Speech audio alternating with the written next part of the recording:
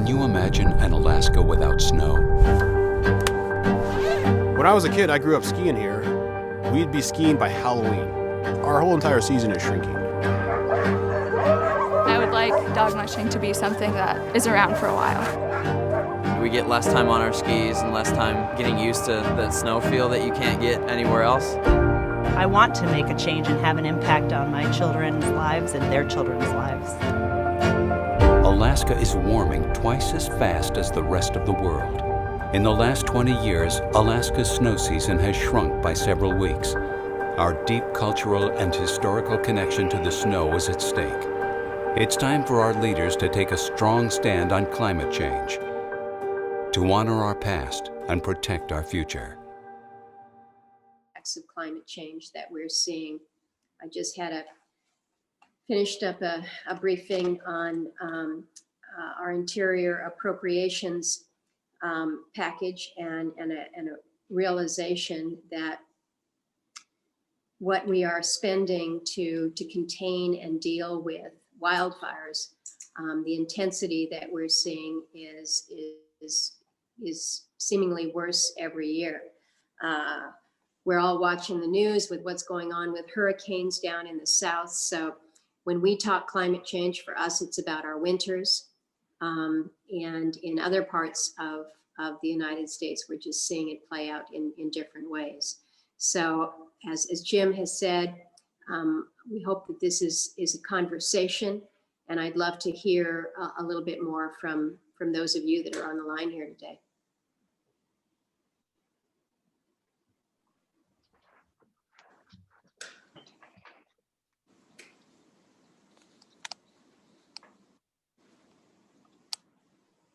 Jump in, anybody. No one's going to call on you. Oh, this is Andre. I had a couple of thoughts for you. First, thank you for your time, Senator. I remember going to the Portage Glacier when I was a kid, and you know the Begich Visitor Center. You could see the glacier right there, and to me, that's the strongest evidence of climate change we've seen. Is like the glacier was right by the glass. If you got any of you can remember, and I went there. I don't know, 3 weeks ago. It's just a lake now. And that is just the most verifiable evidence I've seen as a kid, going there when I was 7 or 8 with my parents to now.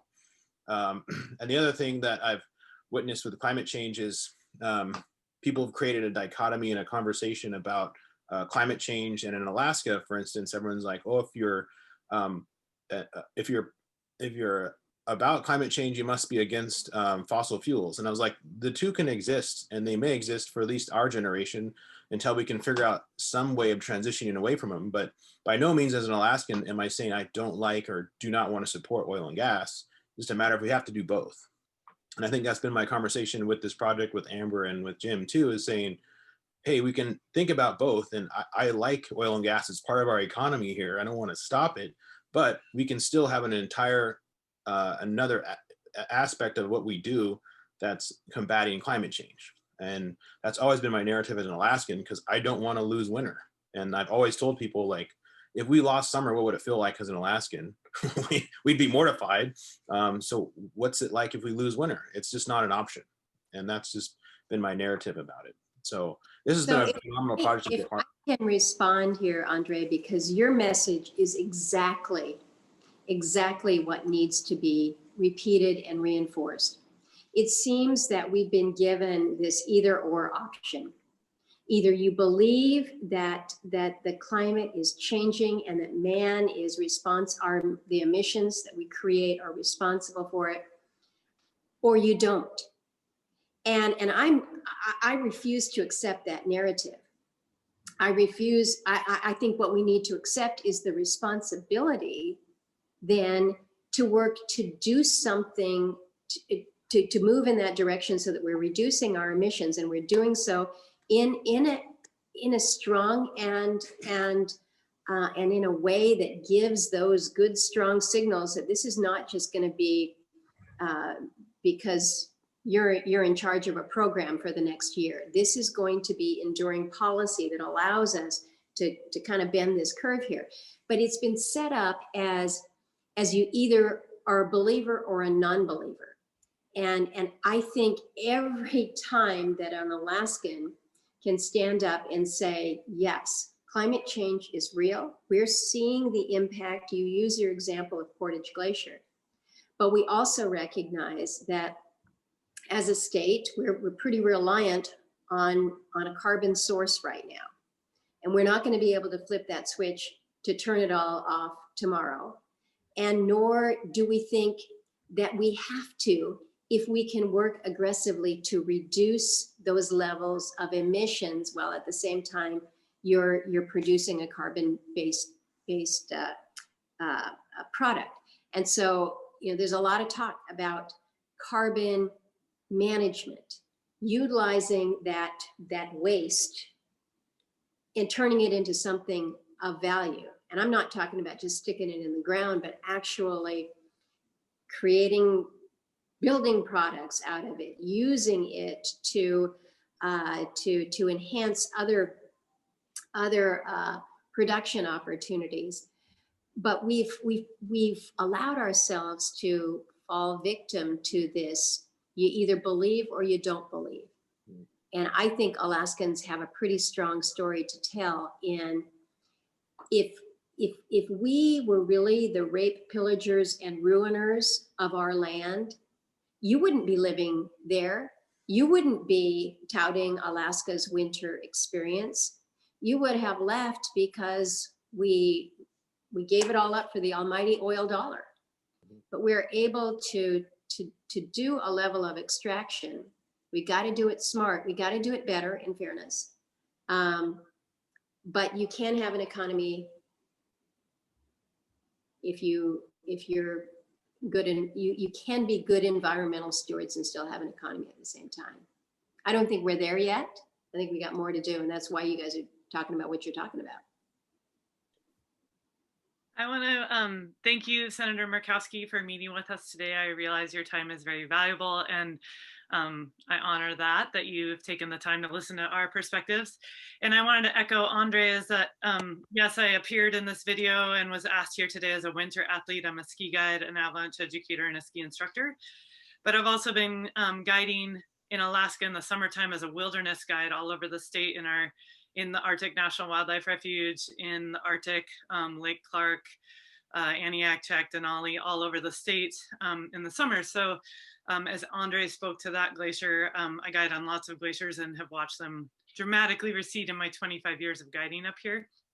So yes, that's been impressive. And I would say that I would go even further than when you state that you don't buy into the fact that there has to be this narrative of two choices, either you believe it or you don't. I would say even further that that we need to step back and see the forest for the trees, that it's a bigger picture globally, and that we can't just flip the switch from an oil economy to all renewable resources.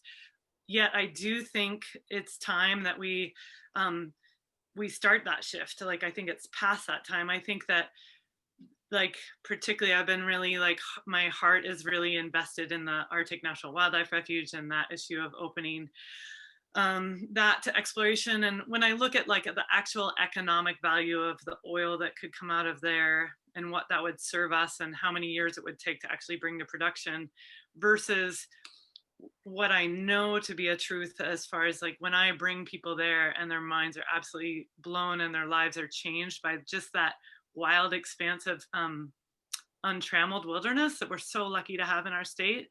Like, I can't express enough, like, how important that is to me to conserve. And so I just encourage us that there's that other narrative too, that there's, like, oil, like, non-renewable resources versus renewable. And we've been living in this paradigm for years, particularly as a nation, but as a global economy, under that we have to extract, and we're in the middle of that shift. And so I feel like you're a very forward-thinking senator, and you always represent the Alaskan people. And I just would ask that you, like, broaden that horizon to think about, like, we could still have a money-based economy that's more focused on renewable resources and starting that shift and helping, the oil economies all have divisions within their cultures even that are looking at renewable resources because they see the writing on the wall. So just, like, getting behind that as Alaskans too, might be a paradigm shift. I don't know what you have to speak to that.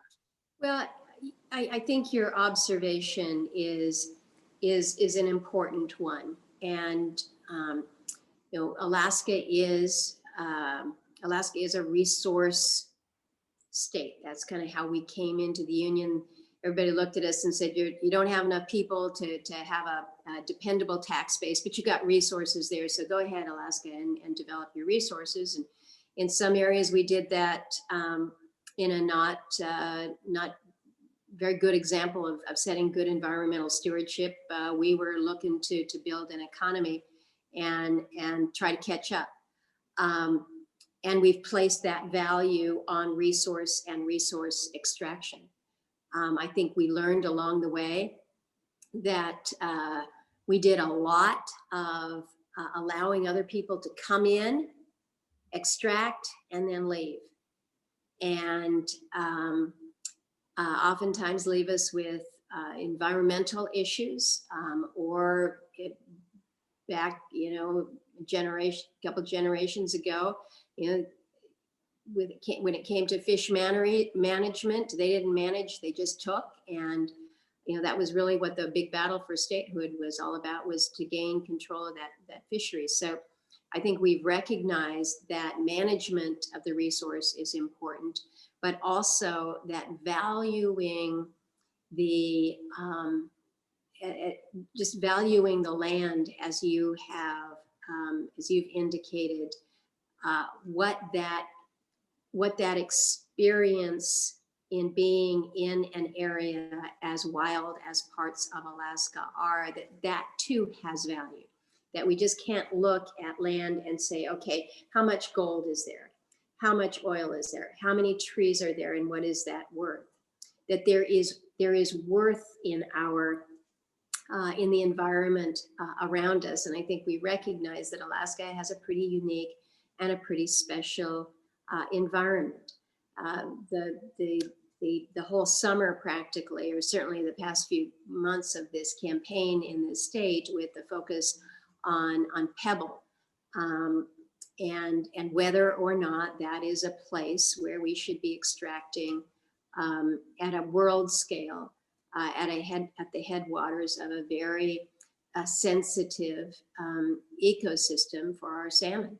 And I'm pretty bullish on most resources in the state, but have come down to acknowledge that not all places are the right place. And I have concluded that Pebble is not, in a recognition that it's not only the resources, is it fish or is it gold, but it's also some pretty extraordinary ecosystems that we host in Alaska.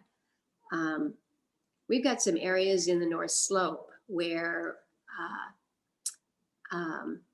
we know we have great oil potential, but we also know that you've got some extraordinary flyways where birds from all over the globe are coming through and nesting. And so how we recognize that there has to be a balance. It cannot be that we're going to place the highest value on one resource, that being oil, at the expense of all others. And these are what lead to some of these very significant policy debates. But being cognizant and valuing more than just the extractive resource is something that we must be mindful of. Bailey, as the youngest person on Zoom here, and the musher, what's your perspective? Because it might be less economic and more about being prepared for the Iditarod. Yeah, I was just about to start talking, just because, not about the dog mushing thing, but I'm from Kotzebue originally, and I like what you said about realizing that there's other there's other things there, not just the resources and not just the bigger cities like Anchorage and like with Pebble Mine. Sorry, I'm kind of nervous. You're doing great. No, You got this. thank you. Like with Pebble Mine, I have a lot of friends down in Dillingham and in the surrounding villages. And so with that, it just, I think it's important to think about, it's not just commercial fishing or, commercial fishing that it's going to be affecting. It's going to be affecting the native villages around there. And that might not have, stores or bigger resources. But in Kotzebue, we completely rely on red dog mine. So I understand the need for everything like that. And a lot of my family works for there also. But we also grew up completely subsistence. So we get seals and we get caribou. And even with me, or I've noticed this, sorry, let me start over. I'm so bad at it. Even this year and the past maybe 5 years, there's been a lot of economical differences, or there's been a lot of differences in Kotzebue. There's been a lot of changes lately. When I was younger, even just like 10 years ago, we'd go out trick-or-treating and we'd have to put like whole snowsuits over our princess costumes. And now they got to go trick-or-treating this year, and they're out wearing their costumes and everything's fine. I remember us walking through blizzards, like full blizzards, just to go get some candy. And right now we're having a problem with the caribou migration. So that's been affecting us the past few years. So we actually haven't gotten any this year. And the runs have been pretty bad. So my biggest concern, along with snow for dog mushing, is just the animals that it affects, I think, throughout the whole state. So I like that. I don't know. But for dog mushing, as you saw in the video, there wasn't any snow. And usually that's when we'd be training our dogs and moving on to sleds instead of four-wheelers. So I don't know. It's been a real eye-opener the past probably 3 or 4 years on how much has changed. One of the things that we've been watching recently is not only the level of snow on the ground, but what's happening with the ice. And it's wonderful to think that you've got, during the winter time when the rivers freeze over, and some of the shallower bays, you have the ability to drive a truck across on the river or snow machines, and you can do a lot more visiting from village to village than you could in the past. But it just seems that last year in particular, and the year before, it seemed that there were an alarming number of incidents where people went through the ice. Yeah. And we lost people who out in areas where you should just not have openings. And so it's becoming more of a serious safety issue, in addition to what you're talking about, Bailey, with the food security and what that means to you and your family. So thank you for sharing that. Do you have snow in Kotzebue yet? Yes, there is snow in Kotzebue. I'm actually in Anchorage right now, but my dad has been able to, he drove to Cayenne yesterday on a snow machine, so he did. It's getting pretty cold up there. Good. We want it to be cold. Yeah, we do. Yeah. Not everybody gets to say that, but we want to be able to. Yeah. Thank you. Hi, Senator Murkowski. This is Alex Wilson. We've met a couple of times, but I'm sure you meet tons of people. No, but you guys came back here, didn't you, for the for another winter discussion? Well, I've been in Alaska for about 13 years.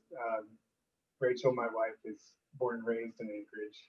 So, yeah, I've been up here a little while, haven't left. Hooked him, kept him. Yeah. Anyway, thanks again for talking with us. You know, I think I'm going to add a little bit onto what Bailey was saying, but I'm also going to play the angle of our kids, since that's our sort of focus in the video is our two little kids, Esther and Isaac. They're 4 and 6 now, and I know you know Alaska and Girdwood very well. But you know, they have pushed their start date back, I think, for the last 3 years at least. Brooke could probably confirm that for me, but yeah, maybe 5 years even. And I know the ski club there has had a real challenge with that, because all the kids they're not there now. All the kids in the junior racing program are in Colorado, in Copper Mountain, or any place that's blowing snow. And when I first moved up here, that was a real advantage for our athletes. Is being able to get early season training in November is probably the most important month. They're coming off of summer dryland training, and they're getting back on skis before competition. So, you know, that's just another sort of world to look at, and how it affects Alaskans up here. And really, I just, you know, when I think of climate change and how it affects us, I always think of our kids. We've chosen a lifestyle that we love, being in the outdoors, and I want to preserve that for our kids in the future. I'll also say that I think, you know, being an Alaskan and talking to our friends who work in various industries, whether it's oil and gas or engineering or what have you, I think there's a lot of silent supporters in Alaska. I feel like there are more people, the more people I talk to about climate change, they agree with the science, they know it's an issue, and they want to see it dealt with in a responsible way for the reasons that we already talked about. We rely on that in Alaska, at least the oil and gas, for our state economy, and that's important. So that's my point of view of it, and I'm glad we were able to meet today and talk about an important issue. So thanks. If I can just add on to that a little bit. Yeah, you know, our kids, we realize we'll probably squeak by in our lifetimes, and truthfully, these impacts we're seeing, I think, are minimal compared to what they potentially could be or will be as forecast. And I'm curious to hear, you know, if we're talking about that, this is we're talking about strategies and policy that would help reduce emissions. And we feel like we're at this tipping point. It seems to me the change is accelerating. The climate change is accelerating, and it seems time sensitive. So I'm curious to hear your thoughts on how policy can be implemented with that time sensitivity in mind. Well, I think there's a couple of things that you need to we need to just factor in. When you have a policy that is put in place that you have not built a level of consensus and support around, and so it comes in and it's more partisan in scope and support. Then when you have a change in administration, a change in power, you'll see the effort to erode and undercut what was put in place. And so from the policy perspective, it's a little bit of whiplash out there. And, you know, certain parts of the economy can deal with that. But what can't survive that whiplash is the investor who's looking to take that risk, to really move forward with these strategies that are going to get us to net zero by 2035. Whether it's carbon CCUS, or whether it is hydrogen, or whether it is further investment in our renewable portfolios, the investors holding back because they're like, whoa, is this just going to be, are we going to be dealing with a Trump administration that says climate change doesn't exist? And so this is not a good time to be investing. But then, okay, now we're going to have a Biden administration and he's going to sign back onto the Paris Accords, but you have still half of your Republicans that are saying we shouldn't be focusing on this issue over here, and so we're going to work against you. I'm giving you a little bit of the political reality, but also the investment certainty that needs to come. And so what I am working on is how do we build that certainty in the policy so that the investment, not only on the federal side, but on the private sector side comes. And the way that you do it is when you get both sides of the political aisle to realize this is a path we've got to come together on. And so I've been working with a group of colleagues on both sides of the aisle. Fairness, we'd like to build more on the Republican side of the aisle. Care for our environment should not be a partisan thing, in my view. But I believe very strongly that we need to address more aggressively the issue of climate from our national policies. But I believe very strongly that in order for them to be effective and to be able to address the urgency that you're speaking to, we've got to be doing this together. And so if there's anything that I can ask of you as Alaskan advocates, is to ensure that level of cooperation.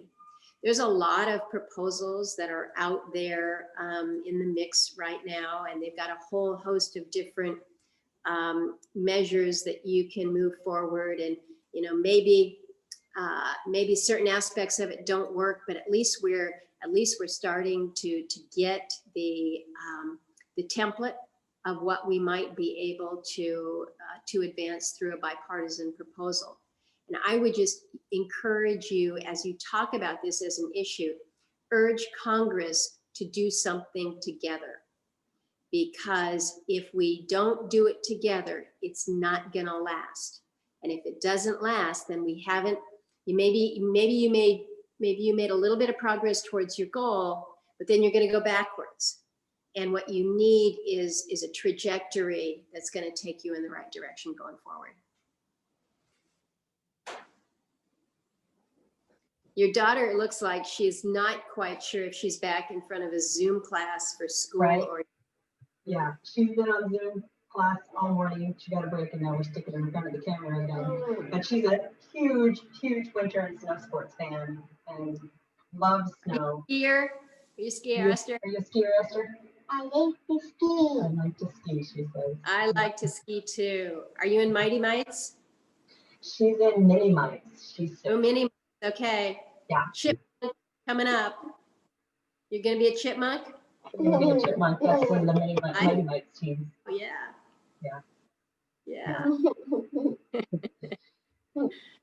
Well, good. I would say in response to your ask of us, I think all of us are more than happy to continue to be advocates for collaboration and consensus and moving forward, taking action.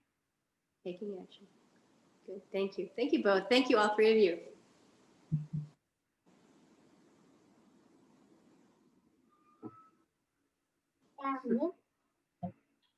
All right, any last questions for Senator Murkowski? We're over time, but I haven't seen anyone tap her on the shoulder yet and the hook come out for her, but. You know me, Jim, I get sticky notes.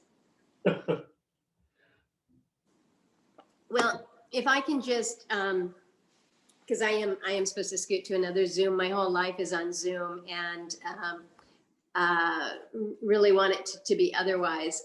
And I apparently need to turn the lights on in my office because it's getting dark in here. Just thank you for your advocacy as Alaskans. I think we have a pretty unique story to tell, because we can look to the changes around them, and we're not just talking hypotheticals or theoreticals. It's impacting, whether it's impacting your sport or your food source, or your passion, your economy. And so this is something that I have taken very seriously, to try to educate myself on ways and paths forward where we can be responsible, meet our environmental stewardship obligations, because I do feel it is an obligation, while still at the same time making sure that we've got an economy that is strong, and that's important. I also recognize that as there are expenses that come with some of these policies, I know that in Alaska we have some of the most energy vulnerable people in the country, in the sense that it's pretty important that you're able to stay warm in the winter, and the cost to stay warm in the winter in so many of our communities is exorbitantly high. And so we don't want to impose a higher burden on the most vulnerable. So how we are able to treat them equitably and fairly, and not in a punitive way for those who are already paying some of the highest costs. I also recognize, though, that there is environmental cost when a community is solely reliant on diesel power generation for keeping the lights on. And so being able to transition them off of just exactly the wrong kind of energy, and moving them to more sustainable, cleaner, renewable forms of energy. This is where Alaska is leading, and I think we lead out of necessity. And so the opportunity to show the rest of the country and the rest of the world what we're doing with microgrids, how we harness a little bit of wind and some solar panels, and in remote high-cost places like Igiugig, you've got a river generation unit, and we are pioneering some things in Alaska that are putting us on the map in the energy space. Wasn't too many years ago where all we were known for in the energy world was our oil. Now we're being known for, yes, still our oil, but also what we've been doing with microgrids and incorporating renewables into our very, very limited grids, and demonstrating the power of ingenuity out there. But we've got some work to do, and knowing where Alaskans' thoughts are and the priorities that you place on these matters is important to me. So thanks for allowing for a little bit of the conversation today. Jim, thanks for putting it together. And we're going to have some things that we're going to be working on in this new Congress, and I'd like to know that we can use you all as resources and bounce ideas off of and say, what do you think about this? So we appreciate the partnering. Thank you, Senator. We really appreciate your time today. Thank you. Thank you. And hopefully it's going to be a good ski season all over the state. So hope to see folks out there. I've already started skiing in the backcountry. It's a La Nina year, so we're on. Awesome. Awesome. Okay. All right, everyone. You take care, and thank you for the conversation today. All right.